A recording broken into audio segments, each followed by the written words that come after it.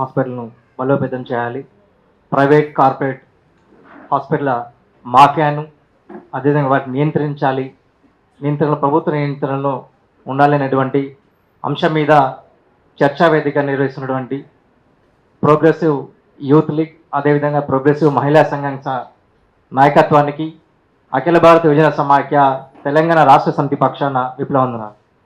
ప్రధానంగా ఈ అంశం గత 4 నెలలుగా ఈ 2 సంఘాలు కూడా పూర్తిగా ఎందుకంటే ప్రధానంగా రాష్ట్ర వ్యాప్తంగా ప్రధానంగా హైదరాబాద్లో కూడా పూర్తిగా అనేక ప్రభుత్వ హాస్పిటల్లో కొంత ప్రైవేట్ హాస్పిటల్లో కూడా ఒక చర్చ లేపాలనే ఉద్దేశంతో ఒక ప్రయత్నం చేశారు.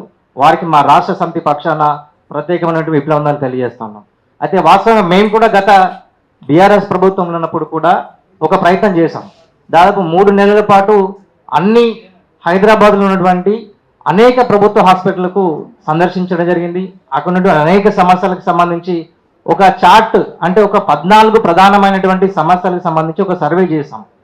ఆ సర్వే చేసినటువంటి అనేక నేపథ్యంలో కూడా మేము విజిట్ చేసినటువంటి అనేక హాస్పిటల్లో కూడా అనేక సమస్యలు, ఎందుకంటే గత ప్రభుత్వంలో పూర్తిగా ప్రజారోగ్యాన్ని పూర్తిగా విస్మరించినటువంటి పరిస్థితి కనిపించింది.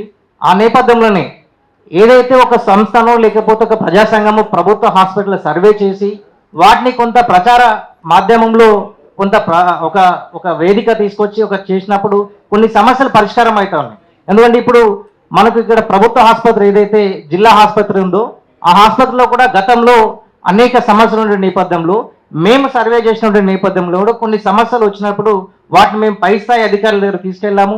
దానివల్ల ఒక 16 లక్షలకు సంబంధించి నగదు వచ్చిందని చెప్పి ఆ హాస్పిటల్ సూపరింటెండెంట్ కూడా మాకు తెలియజేసిన నేపథ్యం ఉంది. అంటే ఇక్కడ మనం చూడాల్సిన అవసరం ఉంది.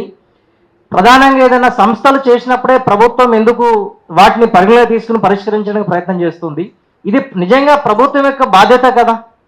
ఈరోజు బడ్జెట్లో కేటాయిస్తున్నటువంటి అనేక నిధులు కూడా ఇతర రంగాలకు, ఈవెన్ మన రాష్ట్ర బడ్జెట్లో కూడా కేవలం ఈరోజు వైద్య రంగానికి కేటాయిస్తున్న బడ్జెట్ కూడా కేవలం 4%, 5% లోపే ఉంది. మన నిజంగా ఈరోజు ఎడ్యుకేషన్కి లేకుంటే హెల్త్కి ఎందుకు కేటాయించడం లేదు? ఈరోజు మనం ప్రజాప్రతినిధులు కూడా అడగాల్సిన అవసరం ఉంది. ఈరోజు మనం ఈ చర్చా వేదిక ద్వారా కూడా ఈ రాష్ట్రంలో ఉన్నటువంటి ప్రజాప్రతినిధులు కూడా ఒక డిమాండ్ చేయాల్సిన అవసరం ఉంది.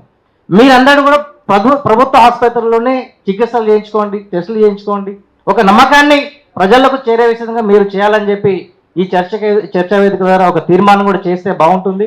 ఎందుకంటే PYL, PYW సంబంధించి అనేక సందర్భంగా చేసినప్పటికీ కూడా దీని ఒక మహా ఉద్యమంగా చేయగలిగితే ఈ రాష్ట్రంలో ఇప్పుడున్నటువంటి వామపక్ష ప్రజాతంత్ర శక్తులకు సంబంధించి మనం ప్రజల పట్ల కనబరుస్తున్న తీరుని కూడా మనం కొంత పూర్తిగా ప్రభుత్వం చేరే వేసే విధంగా మనం బలోపేతంగా చేయడానికి ఆస్కారం ఉంటుంది. ఎందుకంటే వాస్తవం ఈరోజు ప్రభుత్వాలు పూర్తిగా పోరాటం చేస్తేనే లేదా ఏదైనా హక్కు మీద పూర్తిగా పోరాడితేనే స్పందించే విధంగా ఈరోజు ఈవెన్ ఆ రాష్ట్ర పాలకులు కానీ లేకుంటే దేశ పాలకులు వ్యవహరిస్తున్నారు. దానికి అనుగుణంగా మన ఉద్యమాలు కూడా ఉండాలి. దానికి అనుగుణంగానే ఇది ఒక మంచి వేదికగా ప్రారంభమై దీంట్లో కొన్ని తీర్మానాల ద్వారా భవిష్యత్తు ఉద్యమానికి కూడా మనతో కలిసి వచ్చేటటువంటి అన్ని రాజకీయ పార్టీలతో కూడా కలుపుకొని మనం చేయాల్సిన అవసరం ఉంది. అందులో భాగంగా మా ఏవైఎఫ్ రాష్ట్ర యువజన సంఘం తరఫున కూడా భవిష్యత్తులో జరిగేటువంటి కార్యక్రమాలకు మీకు పూర్తి అన్ని విధాలుగా సహాయక సహకారం ఉంటుందని తెలియజేస్తూ ఈ అవకాశం కలిగినటువంటి అధ్యక్షుడికి ధన్యవాదాలు.